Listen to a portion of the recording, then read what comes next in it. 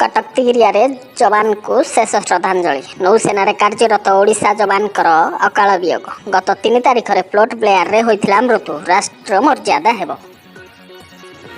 भुवनेश्वर बारू युवती संदेहजनक मृत्यु। लक्ष्मीसागर दीपाली बार युवती झुलंता मृतदेह उद्धार। युवती जनक भद्रक शुभलक्ष्मी साहू मृतदेह नवाई आज आसवे परिवार लोक।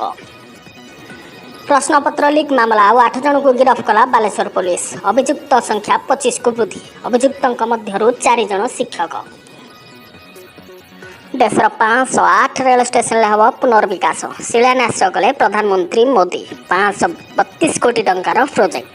ओडिशार 25 रेल स्टेशन हम रूपांतर। भुवनेश्वर नयापल्ली बेहरा साई बीजेपी सांसद अपराजिता षडंगी को विरोध। अंचल बुलवाक आसीथिबा बेले घेरिले स्थानीय बासिंदा। एते वर्ष केउठी थिले बोली प्रश्न देई पारिलेनी उत्तर।